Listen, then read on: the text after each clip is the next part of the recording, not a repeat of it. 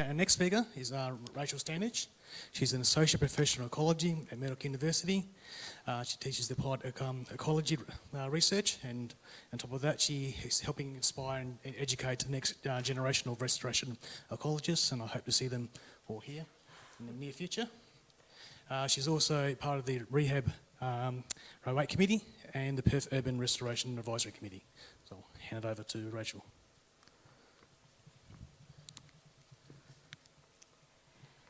Thanks, Marcus, and for the invitation to speak to you all today. Some of the themes that Damien has covered just now are brought to mind as we were informing the Rehabilitation Row 8 plan. We discussed quadrat size, whether to use fixed or moving quadrats. I think we ended up doing everything, as Julian suggested we might. I was invited to speak with you today about some of the outcomes of the Row 8 recovery and rehabilitation plan. I've been using students to monitor some of the recovery of the vegetation at Row 8 since its inception of the rehabilitation plan in 2017. A little bit about me. I grew up in Bull Creek, bit of a tomboy. Banksia Woodlands were my playground. I've killed a few tadpoles in my time. The year I was born, the population of Perth was around 668,000 people. In my lifetime, that population has trebled, and we now have less than 60% of the original Banksia woodland remaining. You guys know this, of course, and that's why we're doing revegetation. So my next point is that restoration is now essential to get back or conserve the Banksia woodland communities that remain. I also don't need to tell this audience that we're a biodiversity hotspot, but perhaps you didn't know that we're not alone. There are lots of other biodiverse hotspots around the world, and underscores the importance of urban restoration. So restoration where people live and work. And indeed, cities can be viewed as positive places. They're hotspots of creativity and also provide means to engage people with nature. So this is where most of us live and work, where children grow up, and so there's very much a reason to do this, I suppose, because it benefits people living in the cities as well as the biodiversity in its own sake. And indeed, the social and ecological outcomes of restoration are included in our standards of practice. These are the 8 principles of ecological restoration I've shown on the diagram here. And it's worth noting that we tick off on many of these principles in the Row 8 rehabilitation plan. 10-year plan, unlike any other that I've been witness of, and likely Linda has shared a bit about that plan with you in her talk on Monday. So as I mentioned, I've been leading student-led projects out at Row 8 and I was part of the concerned group of scientists and other stakeholders who were out at the corridor very soon after clearing in 2017, understanding what we might do about that. Took some students out in spring of 2017, so a few months after the clearing, to look at what species were coming back.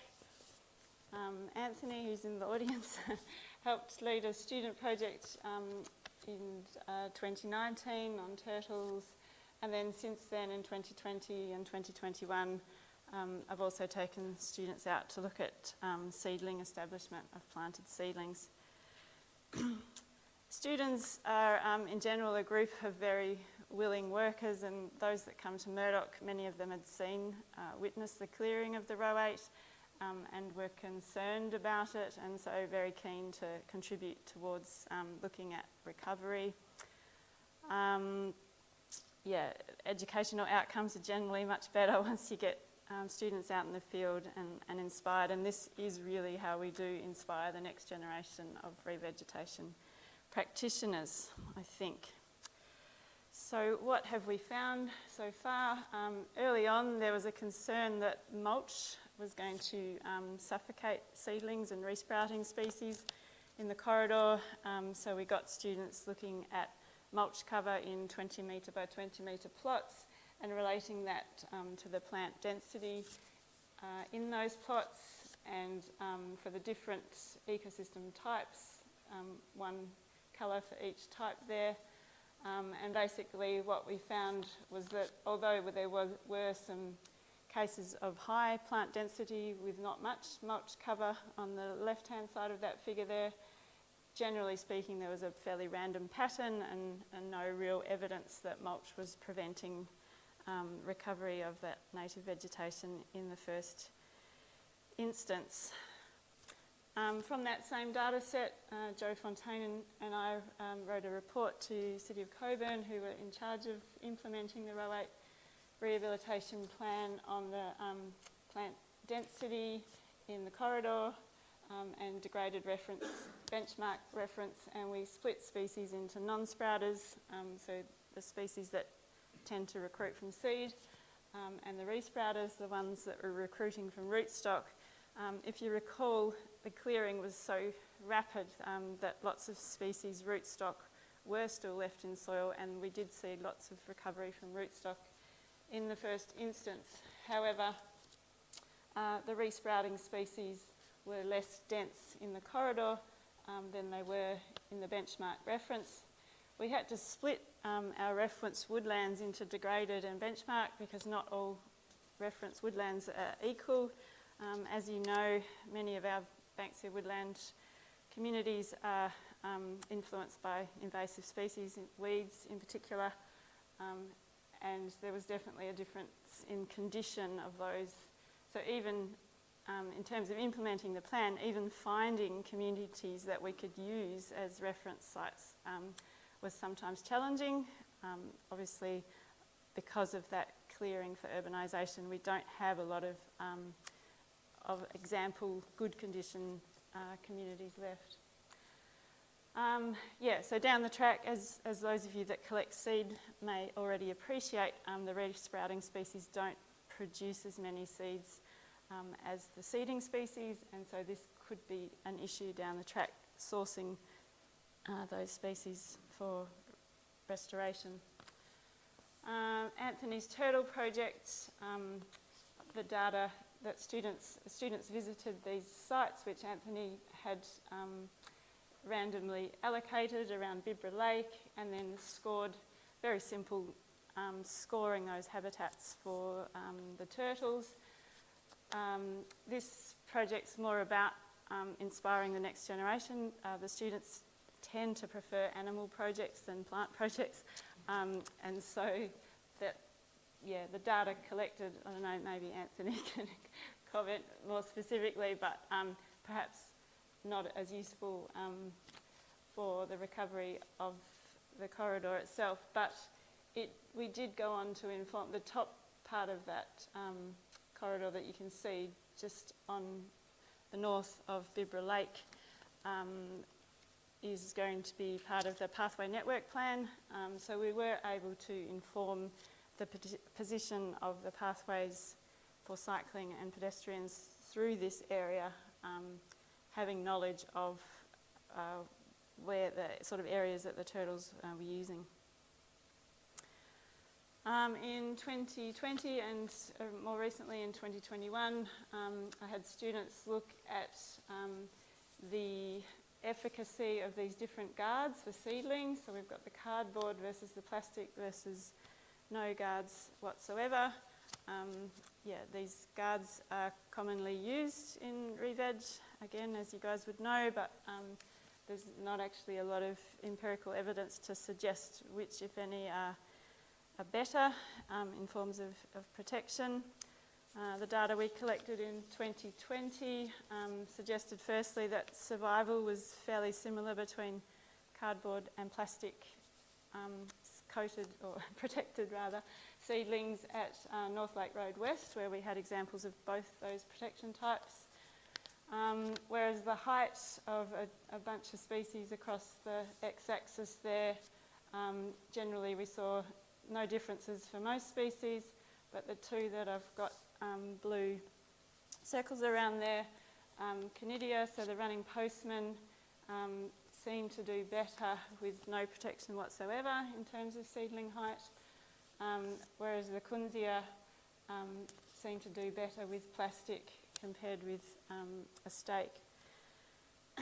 And more recently I've had students out there collecting some more data.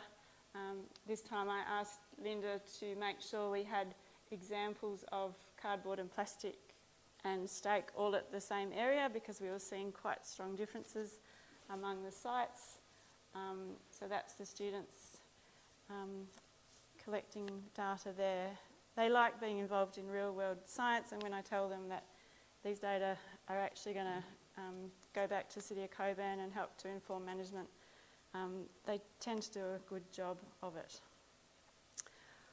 What's happening more generally with the vegetation development, this is just a photo from one of our photo points showing the recovering Banksia Jarrah woodland in autumn 2020. I wasn't able to lead large groups of students in 2020 because of COVID, so we had a consultant go out and collect data instead.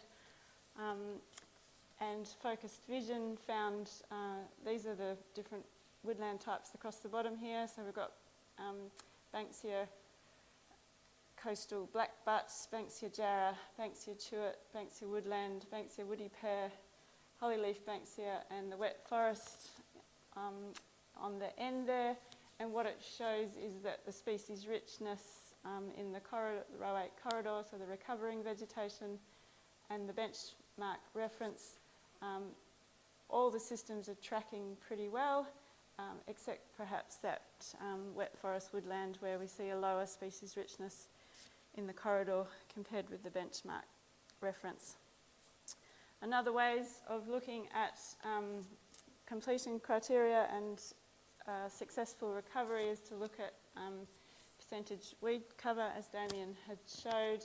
This is a veldt grass in those same Banksia woodland ecosystem types, and shows that we've got a management issue for Banksia Jarrah, and also that Banksia woody pear, perhaps where weed cover is a bit higher than what we'd like. Also shows that we've got an ongoing management issue for even the reference sites. As we know, veldt grass invades those as well.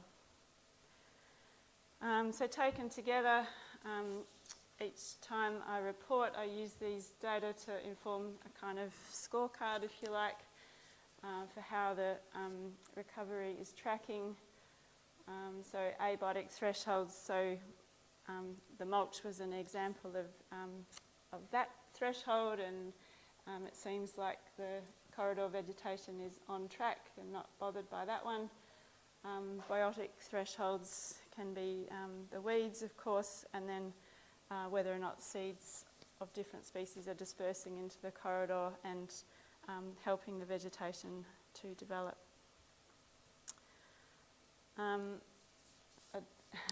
Adaptive, spelt wrong, but adaptive management, as you guys know, is about planning, doing, learning, and this is just an invitation to invite university partners to help with the learning piece. We have armies of students. The students are super keen these days to do work integrated learning and have real world experiences, so if there's some way that we can buddy up your needs with what we can offer, then yeah, I think that's a nice ways forward.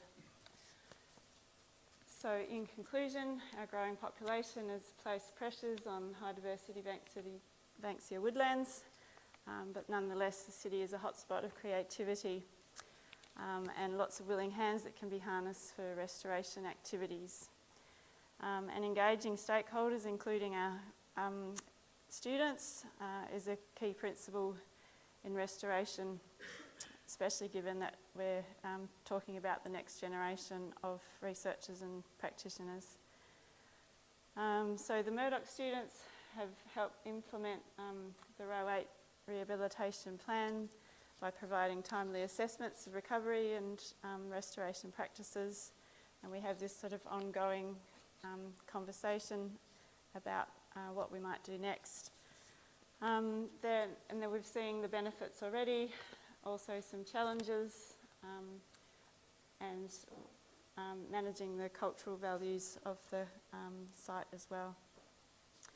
Thanks to these committees, Linda Metz especially, for steering the ship and agreeing to allow student-led research, and more recently Izzy Streckart, who's doing a great job in Linda's role at the moment too. Thanks to the students themselves, of course, and the demonstrators that have helped implement these projects. And that's all. Thank you.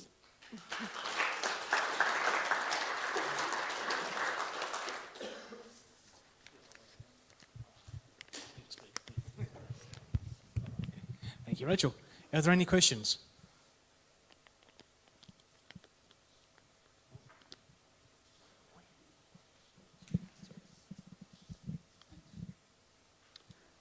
Thanks, great presentation. I noticed in the cleared corridor the resprouted density was about the same as the degraded bushland beforehand. The areas that were monitored in the corridor, do you know whether they would have been in a similar degraded state beforehand or more in the better condition, which was about twice as much? So yeah. I guess what I'm asking in some ways is, was the clearing likely to be the reason the resprouters are so low, or was it potentially already like that, or somewhere in the middle? Yeah, good question. A lot of the areas were degraded when they were cleared, so we may not expect them to recover as quickly or as to a higher level as other areas of the corridor. Yeah. Initially, I thought we should just pick reference woodland that was adjacent to the corridor, because that would give us the best example of what that corridor was like prior to clearing. But as we move forward, that comparison gets less relevant, I guess, because what we want is good outcomes everywhere, kind of thing. Yeah. Yeah, sorry, just to follow up there. So I suppose potentially it's not a bad thing of what's happening. So it hasn't reduced the resprouter diversity or density, or whatever. Sorry, I'm not sure what the graph was about, density or diversity, but yeah, it could be showing that it's responded and it's recovered potentially back to the level it was beforehand without really any other input. But it was going to need help regardless, yeah. Any more questions?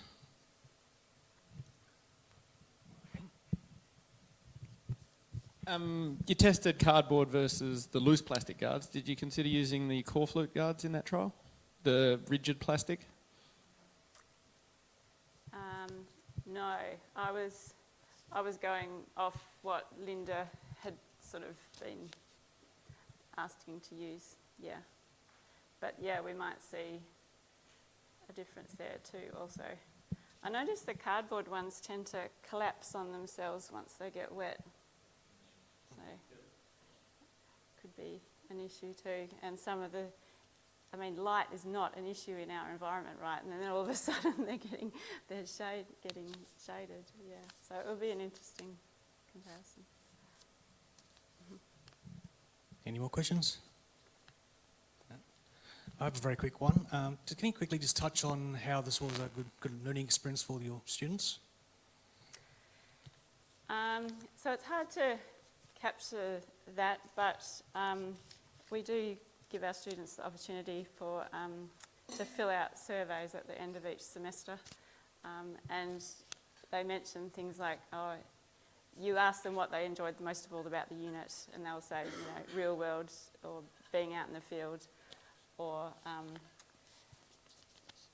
so we were sort of getting that sort of feedback, I suppose. And some of the reports I was getting on so I asked them to write a scientific report of the Row 8 data, and they'd obviously gone to a lot of effort. I think they felt some sort of sense of ownership over it, and yeah, much better than a project that doesn't have that real world application, I suppose. So, yeah, Excellent. thank you. Yeah, there's no questions online, then I guess I'll, yeah, please, everyone please thank Rachel.